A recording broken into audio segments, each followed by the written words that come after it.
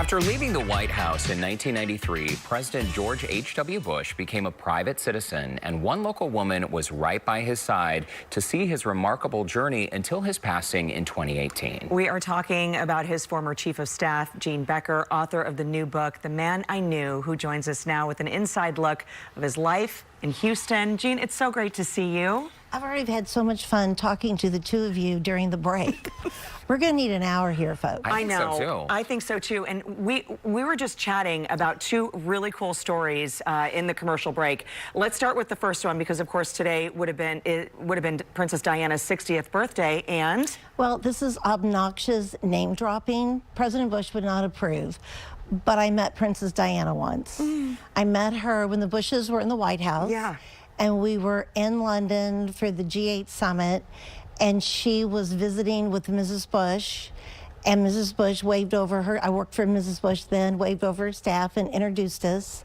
And I was just, you know, celebrity struck. Right. And it's the kind of thing now that I think, did I really meet Princess Diana? Well, maybe not. No, But it happened. It happened. Yeah. It did happen. What an incredible life you've had, and to have. witness, you know, along the way. But it works both ways, Courtney. The other story I was telling you, too, when it comes to celebrities, I've been so lucky on the exciting, interesting people I met right here in Houston, Texas, in the Astros locker room at Minute Maid Park. Mikhail Gorbachev once told me to shut up. And I'm oddly very proud of that. I would be, too. You know, so here's the deal. It's President Bush's 80th birthday. Huge fundraising event for MD Anderson, Right. for the Bush Library and School, for Points of Light. We raised, I think, $56 million. There's 20,000 people in Minute Maid Park waiting for the show to begin. And George Herbert Walker Bush and Mikhail Gorbachev, the two people who ended the Cold War, are in the Astros locker room doing vodka shots. I have now heard it all. And the President of the United States is there. That would be the 43rd president, George H.W. Bush. He was then president. And it was time for the show to begin. And I said to the President of the United States, the most powerful man in the world, you need to get your dad Oh, my gosh. out there. And he looked at me and he said, that's not my job, that's your job. So we had this little argument. And so I went over and I said, President Bush, it's time for the show to begin. You all need, I'm sorry, but we're going to have to put in this and go out there. And Gorbachev was like, "Put, put, put, put, put." So I said to his interpreter, what did he just say? He said, he just told you to shut up. It's Great story. so remarkable, George, that not only have you met all these heads of state from around the world, to have such a close relationship. It was 25 years you were chief of staff Yes. for H.W. Bush? Yes. So just sort of give us an overview of what people can expect from the book, because the Bush family, they are just so beloved in Houston and beyond. And it sounds like you had a front row seat for this incredible family and this incredible life of his. I did. It was, you know, how lucky am I? I grew up on a farm in Missouri, and how lucky was I to be chief of staff to this man and to get to know this family so well. And one of the things about the book, there are big stories, but there are little stories.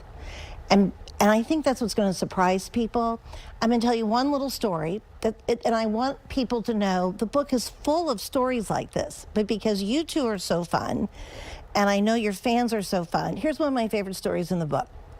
It's a Saturday. We're in Kennebunkport, that other place where they occasionally live. And President Bush and I have been in the office all day. I'm leaving the next day to go to the Republican convention. 2000, George W. is going to become the nominee. So much work to do. And finally, about 5 o'clock on that Saturday, I said to President Bush, I have got to go home, sir.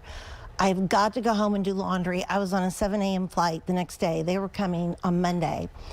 And just to make the point how urgent my situation was, I said, if I don't go home and do my laundry, I will have no clean underwear for the convention. So I run to the store, I buy detergent, I run home. That's back when we still had answering machines. It's already full of more messages. And the first one is a woman named Leslie Goodman, who was in charge of media for the convention. And she left me a message and said, I need to talk to you right now. Well, I started my laundry first, priorities. And then I called her back and she said, Jean, I just tried you at the office. And I knew it was President Bush who answered the phone. I recognized his voice immediately. But rather than go all goo goo gaga, I said, may I speak to Jean Becker, please?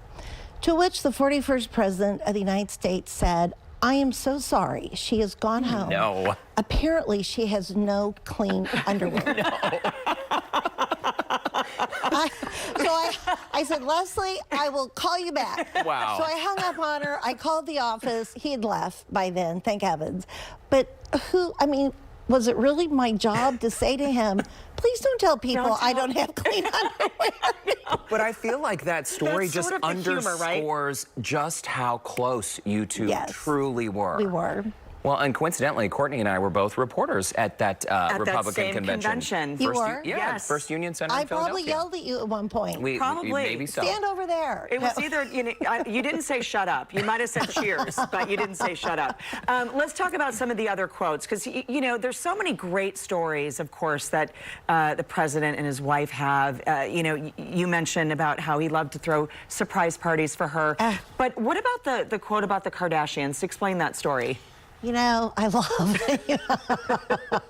Always comes back to the Kardashians. That's actually the very end of the book, and I talk about one of the things I loved is there was nothing we couldn't talk about, and that he felt comfortable. We talked a lot about death and dying, and we could talk about just about everything. Well, one day he called me into his office and he said, Jean, I have a question for you. Just what is a Kardashian? I keep seeing that word, and I don't know what it means. And I think he looked it up in the dictionary. I'm sure he did. And he said, it's not in there. What's a Kardashian? So I sort of explained it, and he's like, no. Wow. Jean, we could chat with you all day long. I can't believe 5 minutes went by just like that, but... I have 10 more stories to tell you.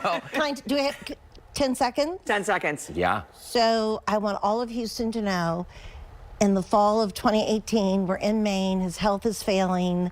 We didn't think he would survive the trip home. Right. This is how much he loved Houston. And so his aide, Evan Sisley, and I sat down with him and suggested to him we stay in Maine. And we started beating around the bush. And finally he said, are you two asking me where I want to die? And we said, we are. And he said, take me home.